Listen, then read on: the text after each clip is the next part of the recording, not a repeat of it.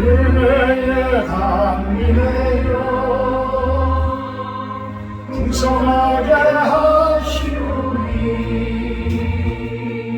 우리 주 하나님께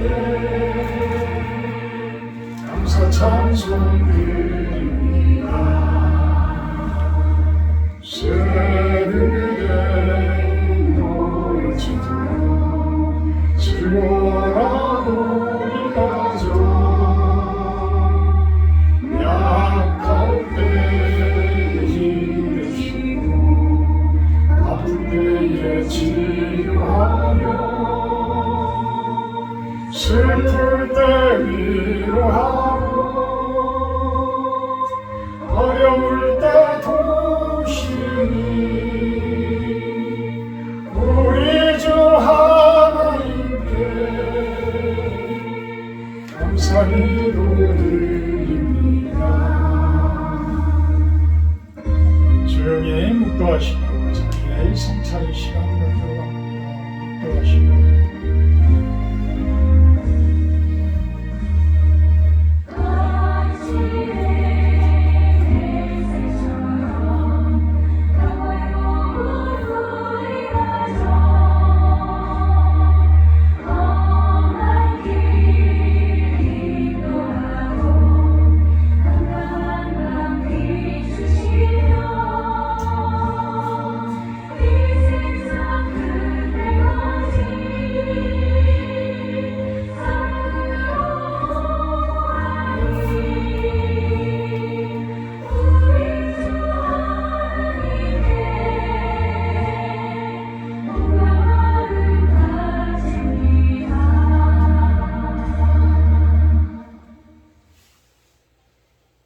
지존자여 시편금과 비파와 수금으로 여호와께 감사하며 주의 이름을 찬양하고 아침마다 주의 인자하심을 알리며 밤마다 주의 성실하심을 베품이 좋으니이다.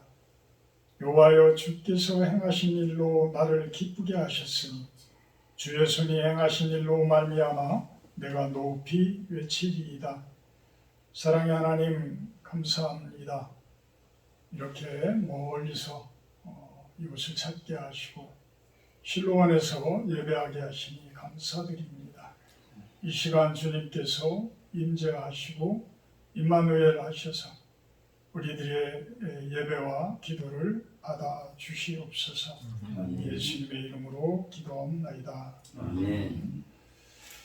6장 찬양 올려드립니다. 찬송가 6장으로 찬양 올려드립니다.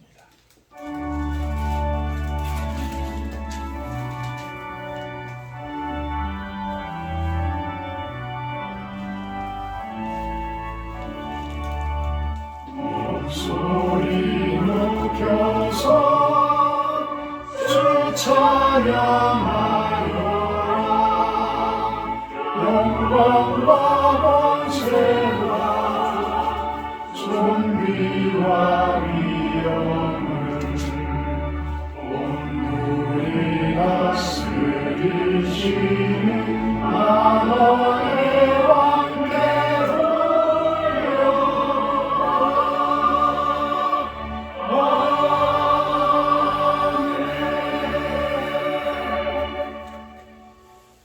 교동문 39번 교도가 들어갑니다.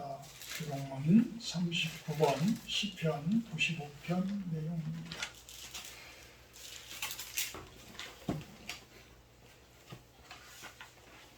오라 우리가 여호와께 노래하며 우리의 구원의 반석을 향하여 즐거움이 외치자.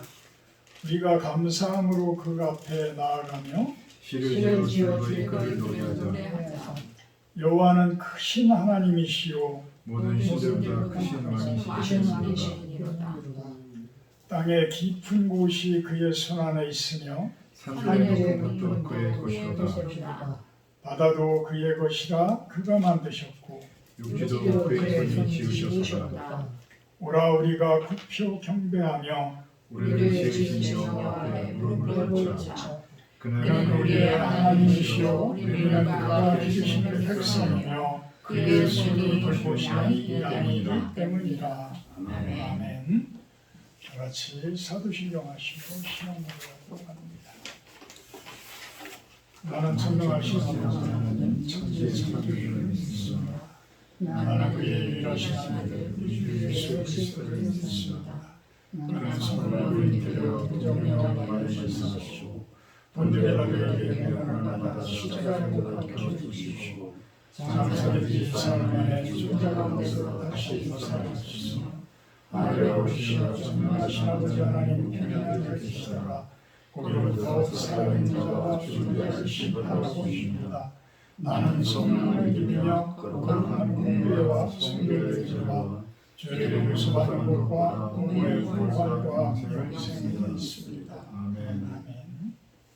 413장 찬송하시는데 김유시현 집사님 준비해 주십니다. 413장입니다.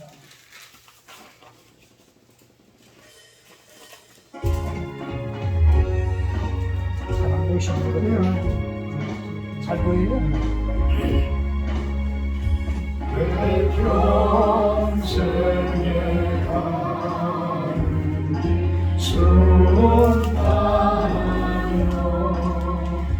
그 잔잔한 밤 같은지 큰 풍 바로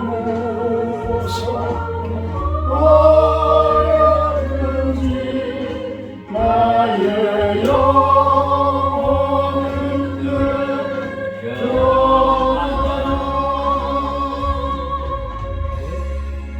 내 영혼 평안해 내 영혼 내 영혼 평안해 조마비는 우리를 삼키려고 입 벌리고 달려와도 주 예수는 우리의 대장되니 능히 싸워서 이기리라. 내 영혼 평안해 내 영혼 내 영혼 평안해 내 지은 죄 주홍빛 같아도 주 예수께 바르며 그 십자가 비로소 다시 세상 있는 무라도 전하리라. 내 영혼 평안해 내 영혼 내 영혼 평안해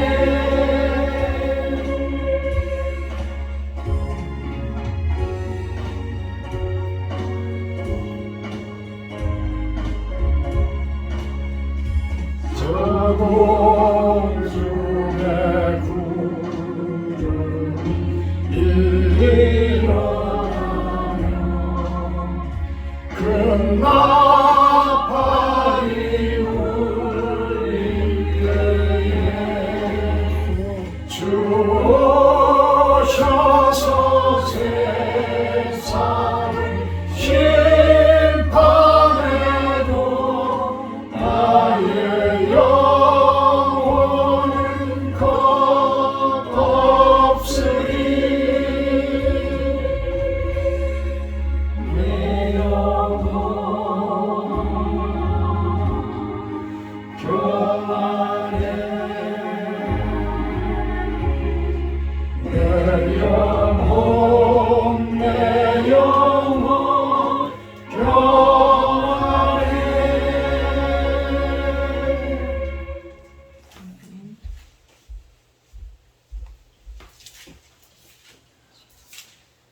천지 만물을 창조하시고 주관하시는 하나님 아버지, 오늘도 주님의 뜻을 받들어 거룩한 주일을 맞아 사랑하는 성도들 실로원에 모여 예배할 수 있게 되어 감사를 드립니다. 아멘. 우리에게 매일매일 새날을 주시고 우리의 삶을 도와주시니 감사합니다. 부활의 소망을 품고 영원한 천국을 바라보며 살아가게 하시니 감사합니다. 우리의 죄악을 용서하시는 하나님 아버지, 세상을 살아가면서 주님 앞에 범한 죄, 주님의 뜻을 거슬리는 죄가 있다면 생각나게 하옵소서. 주님 앞에 우리의 죄를 다 고하고 용서받기를 원하며 회개하겠습니다. 주님, 우리의 무거운 죄짐을 예수 그리스도의 보혈로 깨끗이 씻어 주시옵소서. 이 땅의 삶은 영적 전쟁과 끝없는 시련이 가득합니다. 악한 사탄의 교묘한 유혹과 공격을 이기고 믿음의 길을 걸을 수 있도록 주님 역사하여 주셔서 우리를 지켜 주시옵소서. 아멘. 주님, 은혜를 힘입어 믿음의 전진을 멈추지 않고 계속 나아가게 하옵소서. 많은 사람들이 주님의 은혜를 누리지 못한 채 살아가고 있습니다. 복음의 빛이 이 땅에 구석구석 가득 차게 하여 주님의 사랑과 구원을 알게 하옵소서. 육신을 입고 살아가는 우리 인생을 긍휼히 여겨 주시옵소서. 육신의 질병으로 정신적 고통을 당하는 자들에게 치유와 회복의 은혜를 베풀어 주시옵소서. 아멘. 그 질병이 고통을 주는 게 아니라 주님과 더 가까이 갈 수 있는 계기가 되어 진정한 평화를 찾고 은혜로운 삶을 살아갈 수 있고 이웃의 고통을 내 아픔처럼 진심 어린 기도를 할 수 있게 주님 항상 함께하여 주시옵소서. 아멘. 우리의 형편을 모두 아시는 주님, 육체적, 정신적, 경제적 모든 고통에서 벗어나 진정한 평화와 주님을 닮은 삶을 살고자 하는 저희 실로원 교회를 지켜주시고 이끌어 주셔서 이 지역에 빛을 발하는 등불이 되게 하소서. 아멘.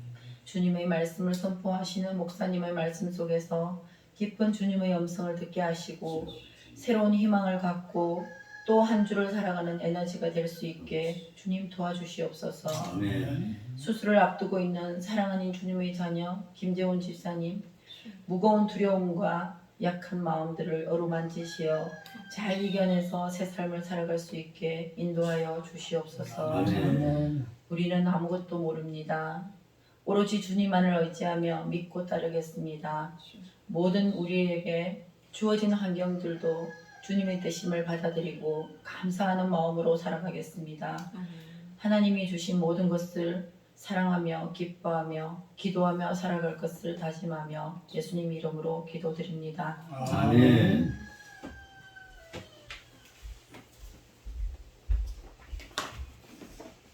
감사합니다. 오늘 말씀은 레위기 24장 1절에서 3절 말씀입니다. 레위기 24장 1절에서 3절 말씀 제가 공부하도록 합니다. 여호와께서 모세에게 말씀하여 이르시되 이스라엘 자손에게 명령하여 불을 켜기 위하여 감람을 찌어낸 순결한 기름을 4개로 가져오게 하여 계속해서 등잔불을 켜둘지며 아론은 회막안 증거궤 휘장 밖에서 저녁부터 아침까지 여호와 앞에 항상 등잔불을 정리할지니 이는 너희 대대로 지킬 영원한 규례라. 아멘. 아멘. 등잔불을 켜두세요. 켜두세요. 아까 윤시현 집사님 기도 가운데서도 우리 실로원이 참 이 지역에 등불이 되어지는 그러한 모습이 되달라고 기도를 할 때 참으로 은혜가 되어졌어요. 등불이 된다는 것, 빛이 된다는 것, 이것은 결국은 하나님의 사역이에요. 하나님이 인재하시는 것이에요. 하나님께서 돌보시는 상태라고 표현을 할 수가 있습니다. 그래서 등잔불을 켜두자라는 이야기는 오늘 본문 말씀을 통해서 왜 켜야 되는지 또 그 킨다는 의미는 무엇일까라는 것들을 살펴보는 시간을 갖도록 합니다. 여호와께서 모세에게 말씀하셨어요. 일단은 모세는 선지자적인 그 위치에 서 있고 하나님으로부터 율법과 법령을 규례를 위임받은 그러한 선지자예요. 그러면서 최초로 이스라엘 민족을 어떤 하나님의 성막, 하나님의 성전을 회막으로서 세우게 하시고 또 그곳에 제사장으로서 아론과 그 자녀들을 그 아들들을 제사장으로 세우도록 합니다. 그래서 그 회막을 성전으로서 지키게 하고 이렇게 하게 되는데 지금은 이제 등잔불에 대해서 이야기를 하는 거예요. 하나님의 회막을 만들어서 지성소와 성소를 3분의 1로 이제 갈라서 만듭니다. 우리 교회만 해요. 성막이 우리 교회만 한데 우리 교회를 3분의 1로 잘라서 안에는 지성소, 바깥에는 성소. 지금 정교회 성당을 가게 되면 러시아 정교회 성당을 가게 되면 다른 정교회는 모르겠어요. 근데 아마 다 같을 거예요. 정교회는 동방교회예요. 가톨릭이 서방교회라고 한다고 그러면 정교회는 동방교회. 그러니까 같은 예수 그리스도를 믿는 교회들인데 로마가 동로마와 서로마로 갈라지면서 이 교회조차도 동과 서로 갈라지게 돼요. 그러면서 서로마는 그대로 가톨릭이 이제 계속해서 유지되고 오고 동로마 쪽은 동방교회로 해서 그리스 정교회 이제 지금은 가장 규모가 큰 러시아 정교회 이렇게 되어지게 되죠. 그 성당을 가게 되면 지성소와 성소가 분리되어 있어요. 그래가지고 그 뭐라고 그래요? 그 예배드리는 시간이라고 그럴까요? 총소리가 막 울리길래 우리 부곡감리교회 김동 목사님하고 이렇게 다 장로님들하고 같이 갔을 텐데 하바르프스크인가 거기에서 한번 가봤어요. 들어가서 이렇게 보는데 성소 쪽에는 이제 많은 사람들이 이렇게 이제 성화를 보면서 이렇게 기도를 하고 벽에 있는 성화들을 보면서 기도를 하고 어떤 말씀을 듣는 그런 개념보다 예배 시간은 어떤 설교 시간이 따로 있다고 그러는 것 같아요. 예배 시간에는 그냥 그렇게 기도를 늘 하면서 있고 제사장만 그 신부님이라고 그러나요? 그 신부님만 향불을 피워서 계속 지성소와 성소를 오가면서 이렇게 기도를 하면서 계속 그 하나님의 말씀을 이렇게 읽으면서 다니는 그런 모습을 봤습니다. 이 지성소와 성소 이런 부분들이 만약에 어두컴컴한 상태로 있다고 그런다고 그러면 그 부분이 뭐 그 정결한 모습으로 보이겠어요? 그렇지 않잖아요. 그러니까 그 성소 부분에 한쪽에는 준석병이 있고 한쪽에는 등잔불이 있는데 여러 가지 그 성육군 모양으로 해서 가지를 만들어서 그곳에 등잔불을 이렇게 켜두게 돼요. 7개로 제가 알고 있어요. 7개의 등잔을 불을 비추게 됩니다. 근데 그 등잔불은 계속해서 켜놓으라고 해요. 계속해서. 그 빛이 계속해서 성소에 비춰지는 그러한 모습이 되도록 관리를 해라. 지금 오늘 말씀에서 그 이야기. 2절에서 이스라엘 자손에게 명령하여 불을 켜기 위하여 감람을 찧어낸 순결한 기름을 가져오게 해라. 올리브유를 이야기하는 겁니다. 올리브유. 그쪽은 기름이 올리브유가 많이 나고 또 올리브유로 많은 것들을 하기 때문에 가장 순결한 기름 무엇이겠어요? 가장 정결하고 순결한 모습으로 기름을 걸러서 그 기름들을 가져오게 해라. 누가? 제사장이 가져오는 게 아니에요. 누가 가져와요? 우리더러 가져가는 거예요. 우리 백성들에게. 그래서 그것을 가져다가 제사장이 불을 밝히라라고 이야기합니다.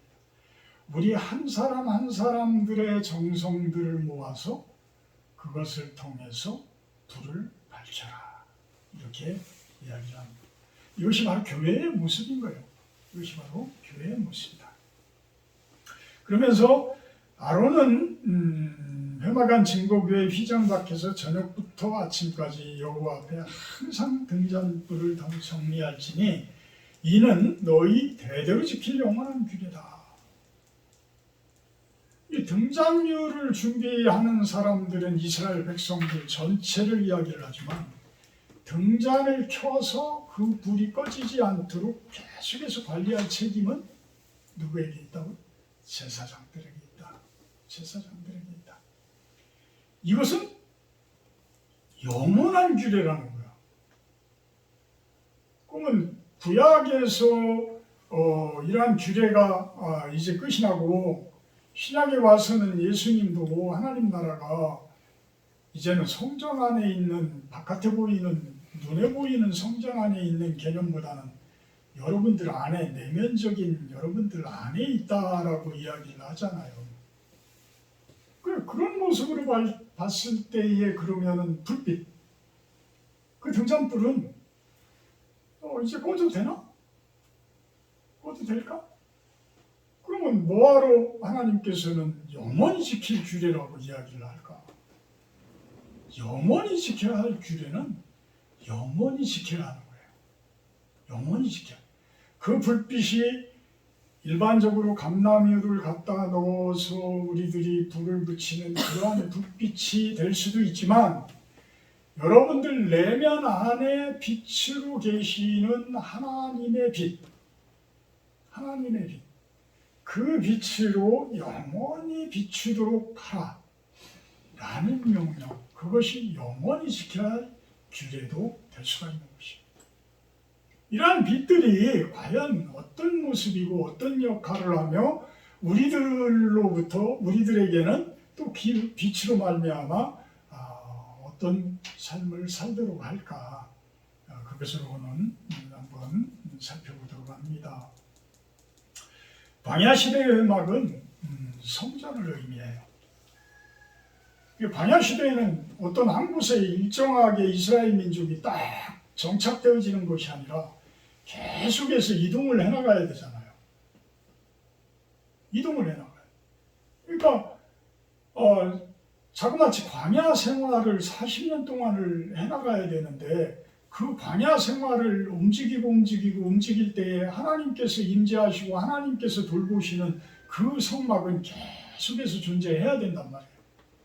그러니까 그 부분을 회막, 텐트 상태로 만드는 거예요. 텐트 상태로 만들어서 그 안에는 하나님의 증거판, 그 하나님의 말씀을 전한 그런 증거판, 진설병, 또 아까 이야기한 등불, 또 바깥에는 번제단, 물두멍, 여러 가지들이 이렇게 그 회막을 구성하는 것들이 있어요. 그거를 레위인들이 다 일일이 짊어지면서 이동을 해나가게 됩니다. 그래서 하나님의 증거궤가 모든 전쟁을 할 때에 가나안 땅을 점령하고 가나안 땅을 들어갈 때도 요단강을 건널 때도 그 증거궤가 가장 앞에서 먼저 가지게 돼요. 이것이 하나님께서 가장 먼저 가시고 하나님께서 이스라엘 백성들을 이끌어 가신다라는 그런 의미가 되어지는 것입니다. 그러면서 이제는 가나안 땅을 점령하고 나서는 이제는 성전을 지어야 되잖아요. 그래서 성전을 짓게 되어지는데 그 성전이 다윗 왕에 의해서 지어지는 것이 아니라 다윗 왕은 가나안 땅을 전체를 통일을 하는 왕이에요. 그 다음에 솔로몬 왕이 그 아들 되어진 솔로몬 왕에 의해서 이제는 솔로몬 성전이 세워지게 됩니다. 그러면서 예수님께서 오시기 전까지 그 헤롯 성전까지 그것이 명목이 유지되어져 오면서 그 성전이 이제는 눈에 보이는 가시적인 성전으로 세워지게 돼요. 그래서 시온성전, 시온성막 이런 이야기들 여러분들도 많이 들어보셨을 거예요. 이 시온이라는 다윗을 이야기를 하게 돼요. 그래서 다윗이 그 터를 만들어 놓고 그 성전은 솔로몬에 의해서 세워진 그런 성전이 되어집니다. 그곳에서 계속해서 이제 하나님의 빛이 비춰주기 시작을 하고 그 솔로몬의 성전에 의해서 온 이스라엘에 하나님의 빛이 비춰주기 시작을 하게 되어지는 것이죠. 그러면서도 수도 없이 그 불빛은 하나님의 빛은 외세의 침략과 이스라엘의 죄악에 의해서 그 빛은 점점 빛을 발하기 시작하고 하나님께서 나중에는 그곳을 떠나시기도 합니다. 그래서 결국은 이스라엘 민족들이 포로로 잡혀가게 되고 북이스라엘 같은 경우에는 아예 나라가 없어져 버리는 그런 상태가 되어지게 되는 것이죠. 그러면서 이제는 도저히 구제불능 상태에 있었던 이스라엘을 구원해 주실 분 누가 오셔요? 예수님께서 오시게 됩니다. 예수님께서 빛으로 세상에 오셔서 이제는 눈에 보이는 가시적인 그렇게 어떤 강도의 구별, 자신들의 이득만을 차리기 위한 그러한 성전은 성전이 아니다. 내가 3일 만에 저 성전을 허물 것이다 라고까지 이야기를 해요. 그러면서 이제는 가시적인 눈에 보이는 그러한 성전들이 다 사라지게 되어지고 이제는 예수님이 몸소 십자가에 돌아가심으로 인해서 빛으로 성령으로 우리들 안에 오시게 되어지는 거예요.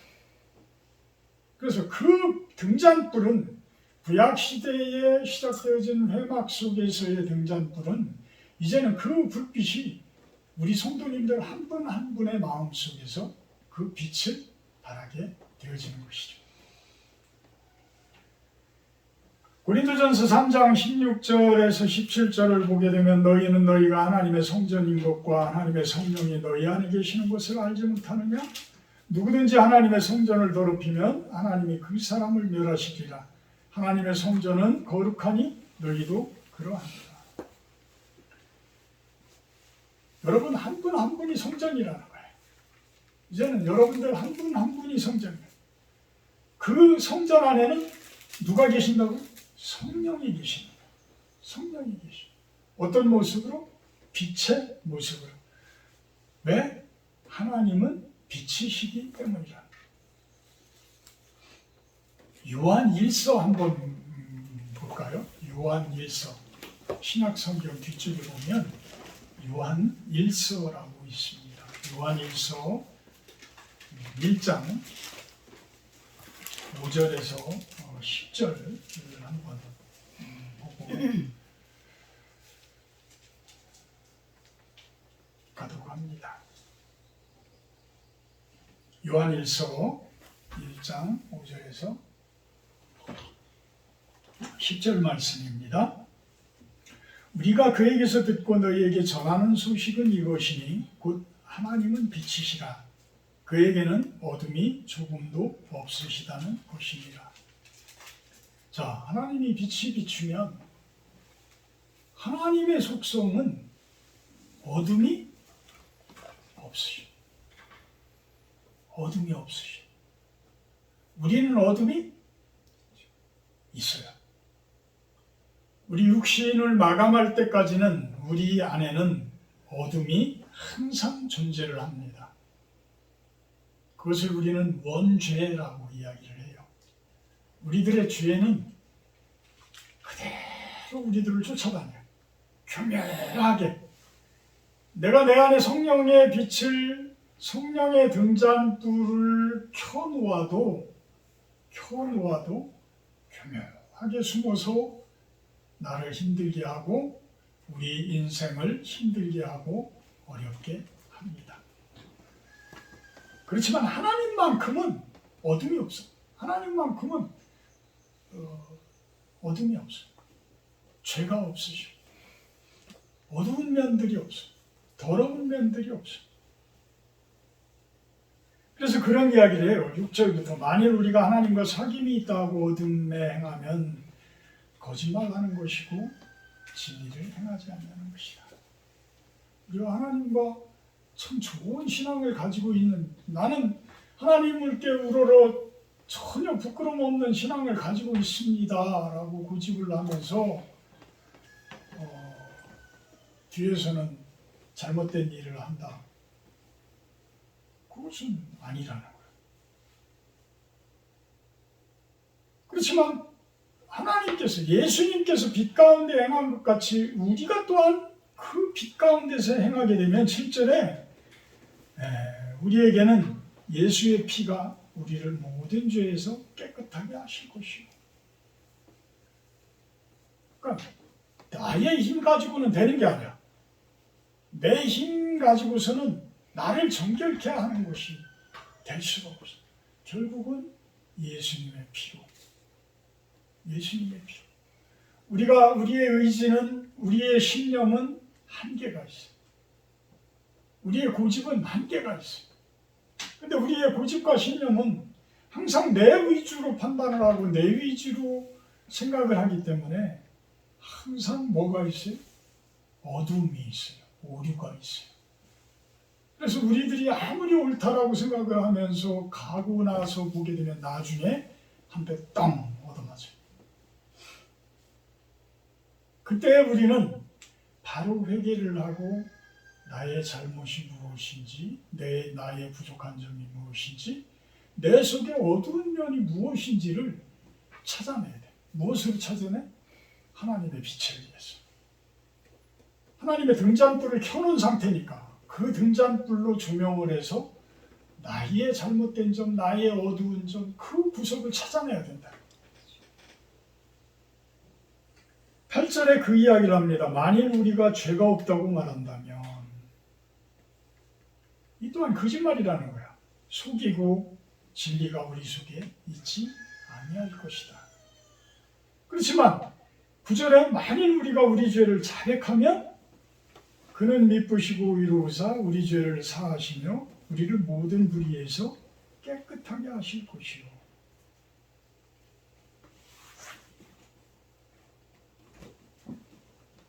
10절에 만일 우리가 아무 죄도 없다고 한다면, 범죄하지 아니하였다 한다면 하나님을 거짓말하는 이로 만드는 것이다 라고까지 이야기해요. 결국은 나는 죄인이고 내가 하나님의 그 빛이 비춰지지 않으면 나는 잘못을 범할 수밖에 없는 사람입니다 라는 고백을 하라는 이야기예요. 고백을 하라는 거예요. 우리는 완전할 수가 없다. 우리는 온전할 수가 없다. 지금부터는 간단하게 제가 좀 간증 비슷한 그러한 설교를 좀 해보려고 합니다. 편안하게 들어주시기 바랍니다. 지금 우리 실로암 교회 위기죠. 그렇게 생각돼요? 이 몇 명 되지도 않는 성도 중에 똑같이 우리 김재훈 집사님이 신장암이고 내가 또 신장암인데 우리 부사모도 가끔가다 아프죠. 저도 처음에는 그런 줄 알았어요. 처음에는 이게 무슨 일인가? 이게 무슨 일인가? 근데 우리가 위기라고 생각을 하고 우리가 계속해서 이렇게 안 좋은 일이 있다라고 한다고 바라보게 되면 어떤 미신적인 그런 판단, 그렇게 바라볼 수가 있어요. 근데 이것이 진정한 하나님의 축복이더라. 하나님의 축복이더라. 그거를 한번 이 말씀을 드리고 싶은 거예요. 이것이 진정한 하나님의 축복이더라. 예수님께서 십자가에 못 박혀 돌아가실 때까지는 모든 사람들이 예수님을 믿었던 대부분의 사람들이 예수님을 쫓았던 수천 명의 사람들도 다 도망갔어요. 왜? 십자가 처형이라는 것은 선지자로서 십자가 처형을 당할 수가 없어요. 왜? 성경에서는 말 그대로 십자가에 죽는 형벌은 저주받은 사람들이나 십자가에 죽는 거예요. 저주받은. 근데 예수님께는 십자가에 저주받으셔서 돌아가셨어요. 근데 그렇게 돌아가실 때까지는 일반 사람들이 생각하는 그대로예요. 그죠? 그런데 3일 만에 어떻게 하셨어요? 다시 살아나셨어. 이게 중요한데 다시 살아나셨어. 누가 살리셔서? 하나님께서 살리셨어.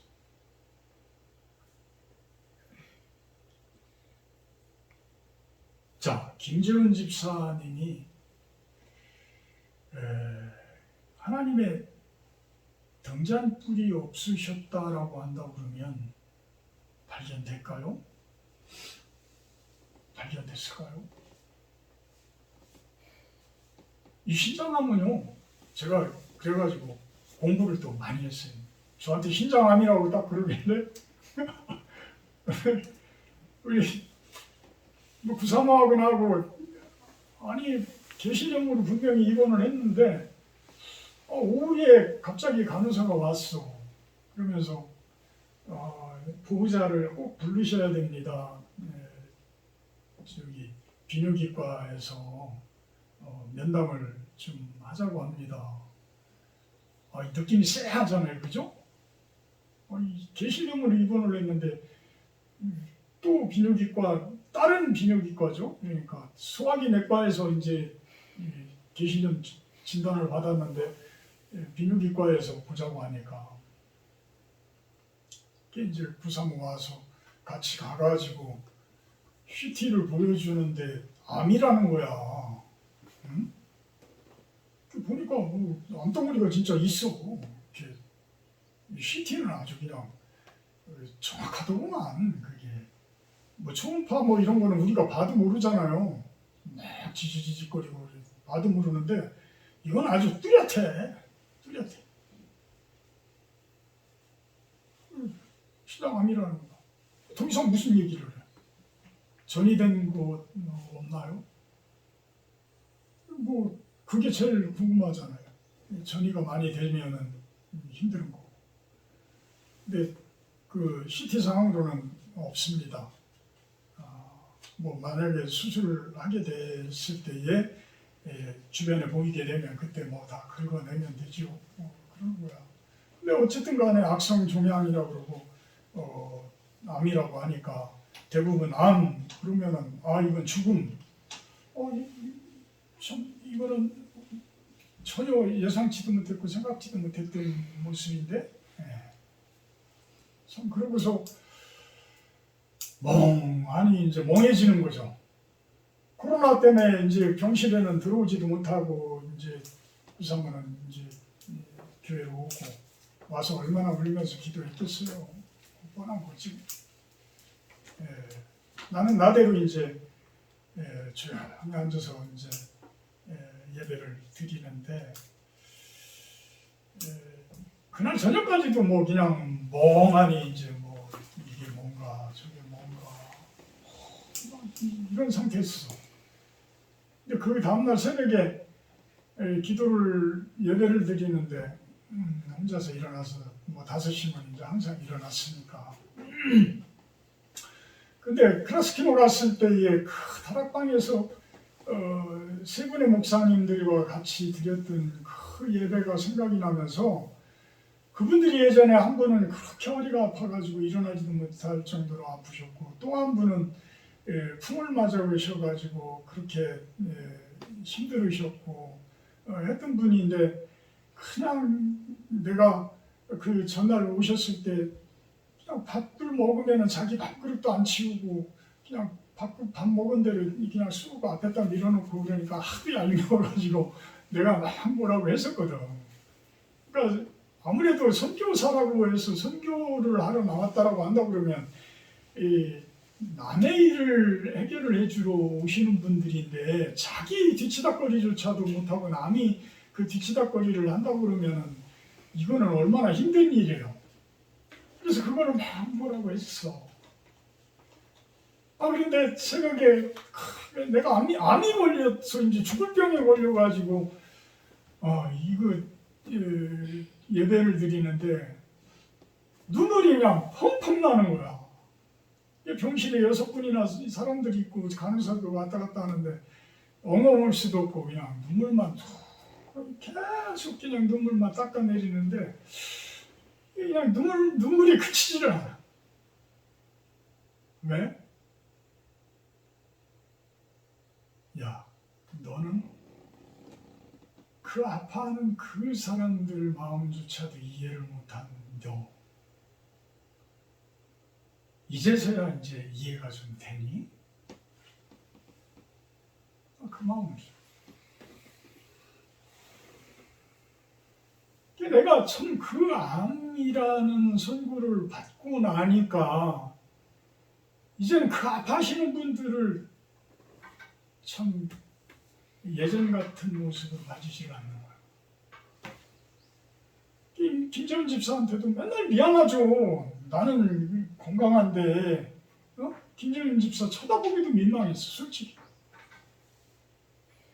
근데 이제는 김재훈 집사를 향해서 내가 당당하게 기도할 수 있잖아요. 당당하게 이야기할 수 있잖아요. 그러고 나서 이제 시간이 병실에서 많으니까 뭐 유튜브니 뭐 그냥 뭐 다 해가지고 신장암에 대해서 이제 공부를 하는 거야. 내가 이 잘난 놈 너 그거 그분이 이렇게 체크해 줄 때는 3.44cm라고 그랬거든요. 길이가 얼마나 돼요? 제가 물어봤어. 암덩어리 그 길이가 얼마나 되는지 한번 재줘보시죠. 그러니까 딱 찍으니까 3.44야. 내가 3.44cm밖에 안 되는 암덩어리 때문에 내가 내 이 건강한 몸을 다 버려? 근데 이 잘난 건 내가 못 이겨내겠냐? 이런 생각들이 드는 거야. 그래서 이제는 막 공부를 하는 거죠. 네이버 검색, 뭐 유튜브 검색, 다 해서 검색을 하는 거야. 우리 김재훈 집사님은 이제 오늘 입원을 하고 이제 어쩔지 모르지만 저는 걱정 안 해요. 신장암은 아주 그 무난한 암 중에 하나예요. 수술도 아주 간단하고 그 복잡한 암이 아니에요. 췌장암 같은, 저는 췌장에도 지금 무룩이 있어요. 췌장에도 무룩이 있는데 췌장암 같은 경우에는 암이 걸리면 생존율이 5%도 안 돼. 생존율이. 그래서 여러분들도 췌장이나 신장이나 다 무엇이 문제냐면 아프지를 않아. 증상이 없어. 그래서 죽겠는 거야. 이거는 우연찮게 찾아내지를 않으면 이거를 찾아낼 수가 없어. 이미 신장이 아파서 여기 신장이 아파서 또 내지는 오줌에서 피가 나와서 또 이렇게 만져봐가지고 뭔 덩어리가 잡혀서 이거는 벌써 사기예요. 이미 사기야. 그거는 수술을 해도 계속해서 항암 치료를 받아야 되고 계속해서 그 어려운 그러한 과정들을 가야 돼요.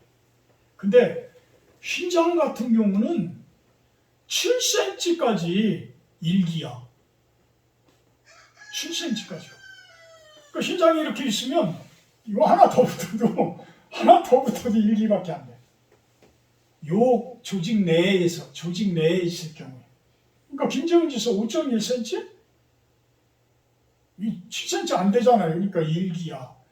7cm 내에서도 4cm 이하면 1A기, 4cm가 넘으면 1B기. 그러니까 1A, 나 같은 경우 1A기요. 그래요? 그죠? 1A기. 근데 3.44cm인 줄 알았는데, 그, 가톨릭 대학교 거기서 이제 체크해 보니까 2.5cm야.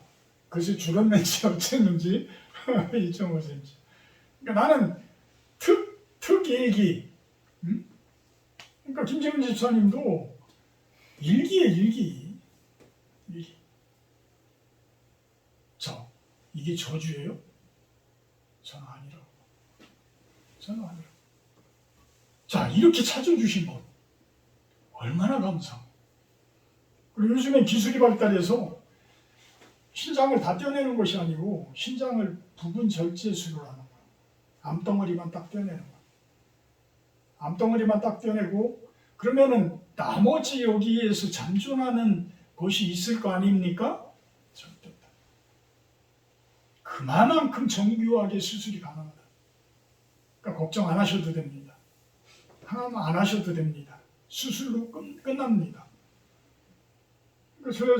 저 같은 경우 수술이 18일 날, 일요일 날, 주일 날 제가 여기서 예배하고 갈 거예요.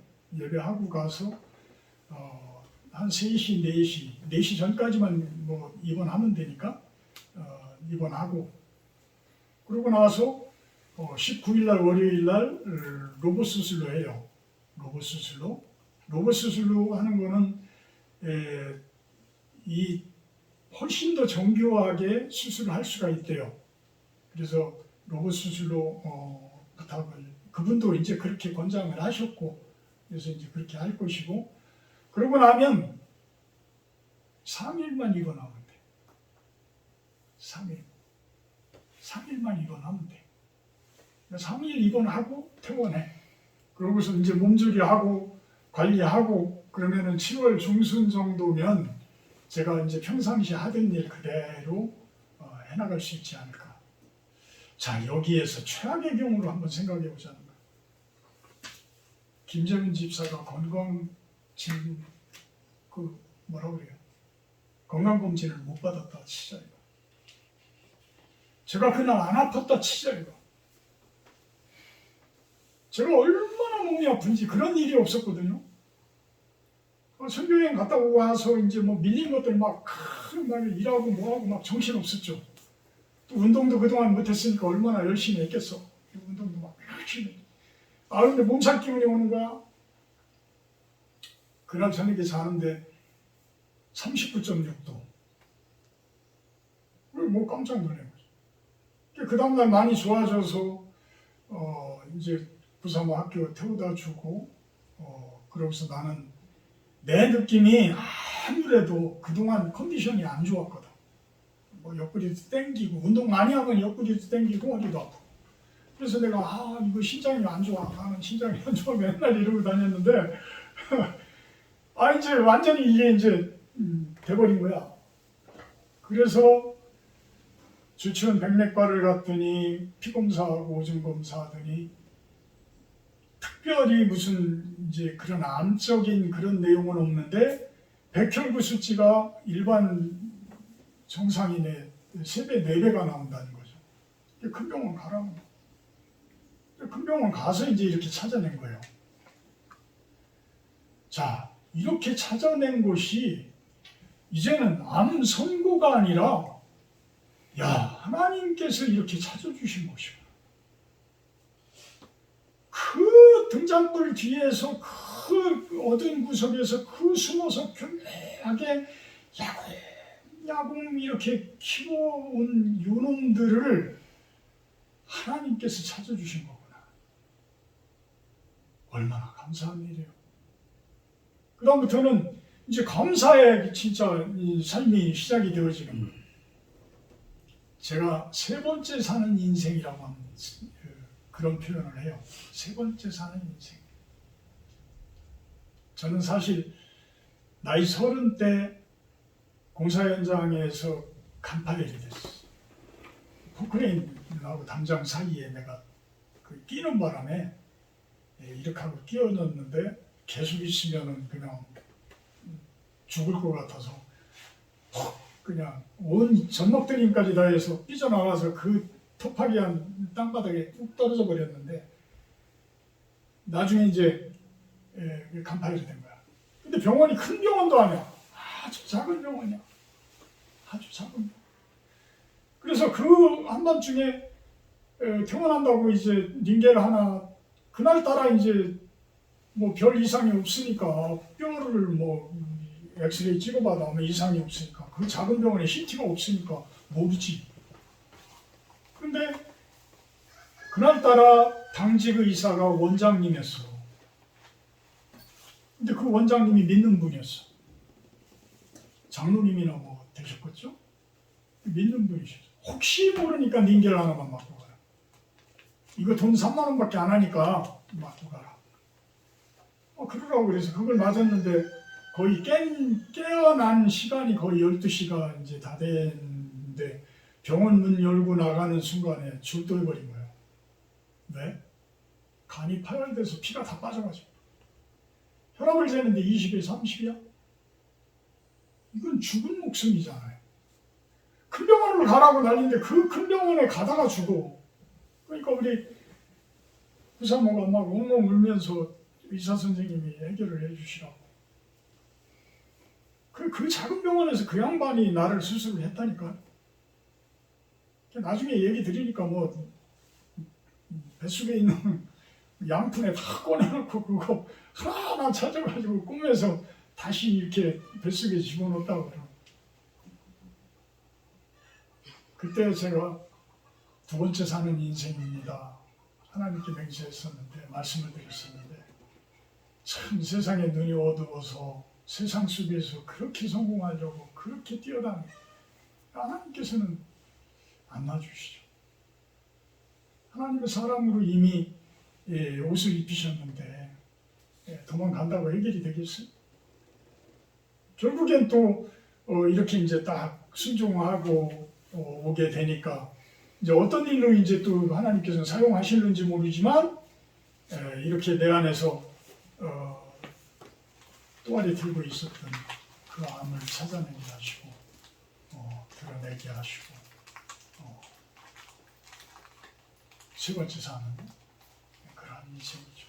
가만 하나님께서 안 찾아주셨으면 나는 이미 이제 그 암이 어떻게 됐을지 모르고 너무 감사합니다. 그래서 이제는 그런 기도를 해요. 하나님, 이제는 제 목숨이 제 게 아니잖아요. 이제는 제 생명이 제 것이 아니에요. 이제는 하나님 것이니까, 주님 것이니까 주님 알아서 사용하세요. 그냥 하루하루 저한테 준 일, 나에게 맡겨진 일에서 최선을 다하며 거룩한 모습으로 주님께서 이끄시는 대로 순종하며 가고자 합니다. 사랑의 하나님, 감사합니다. 우리 김재은 집사님 오늘 입원을 합니다. 내일 모레 수술을 한다고 합니다.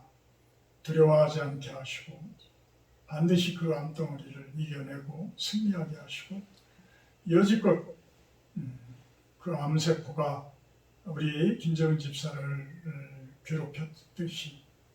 괴롭힌 그 모습들 이제 송두리째 끌어안아서 모두를 다 떨쳐내고 이제는 그 암덩어리가 우리 김재은 집사 힘들지 않게 하여 주시옵소서.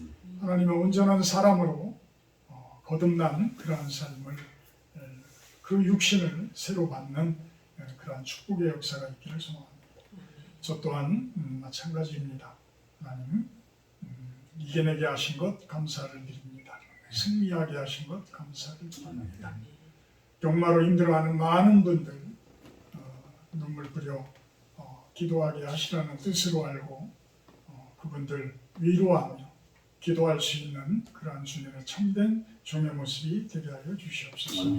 우리 성도님들 그 한 분 한 분이 그 안에 가지고 있는 하나님의 등잔불 참 빛이 되게 하셔서 악한 것들, 더러운 것들 틈타지 못하게 하는 그러한 참된 하나님의 빛이 되기를 소망합니다. 원합니다. 감사드리며 예수님의 이름으로 기도합니다.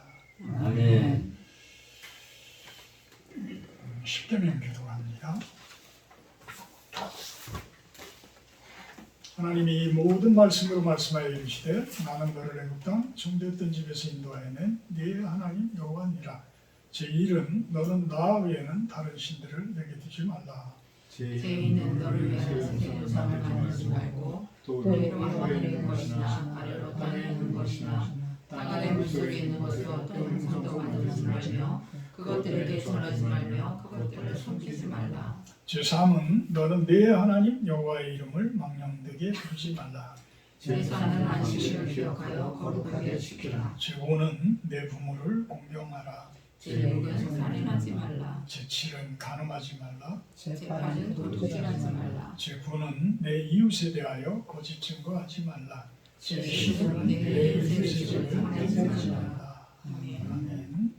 50장 1절 하며 봉헌하도록 합니다.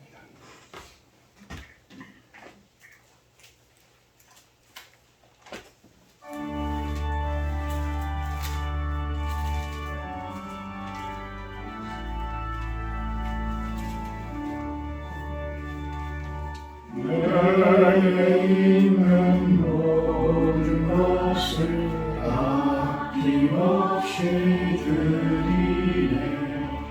사랑하고 의지하며 주만 따라 살리라. 주께 드리네. 주께 드리네. 사랑하는 구주 앞에 모두 드리네.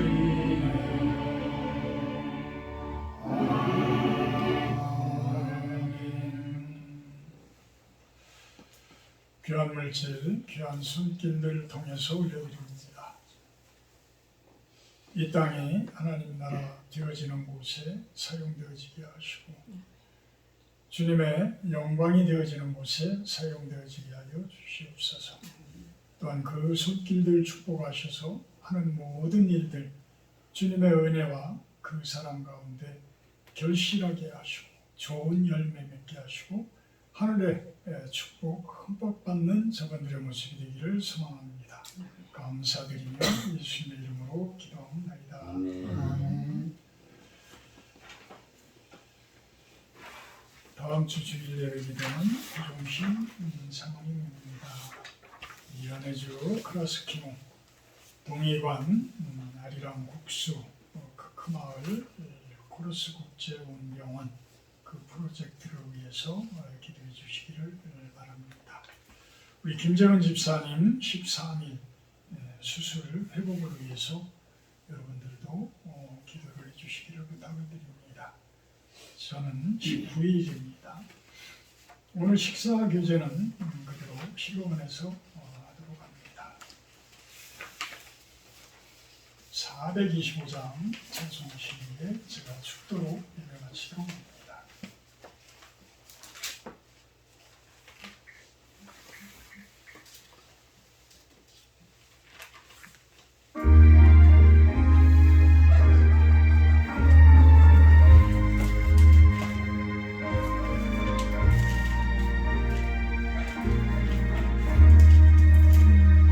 주님의 뜻을 이루소서. 고요한 주의 기다림 진흙과 같은 날빛에서 주님의 형상 만드소서. 주님의 뜻을 주님 말 앞에 엎드리니 나의 방송을 살피시사 눈보다 이해하옵소서. 주님의 뜻을 이루소서. 잠들어 몸이 피곤할 때 걷는 내 손을 내게 펴사 강건케 하여 주옵소서. 뜻을 이루소서. 온전히 나를 주장하사 주님과 함께 동행함을 만민이 알게 하옵소서.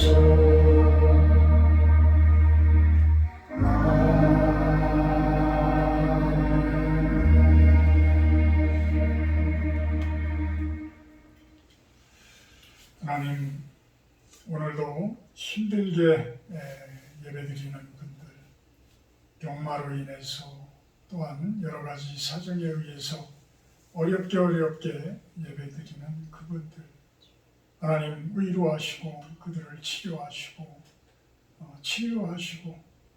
그들을 살펴주시고 그들의 빛이 되어져서 그들이 희망이 잃지 않게 하여 주시옵소서. 이제는 우리 주 예수 그리스도의 은혜와 아버지 하나님의 극진하신 사랑하심과 성령의 교통 임재하심의 축복이 이곳에 모인 우리 실로원 성도님들 머리 위에와 영상을 통해서 예배드리는 성도님들, 온 세상 가운데 하나님 나라를 위해서 예배드리는 당신의 귀한 백성들 머리 위에 영원토록 함께하기를 간절히 축원하옵나이다. 아멘.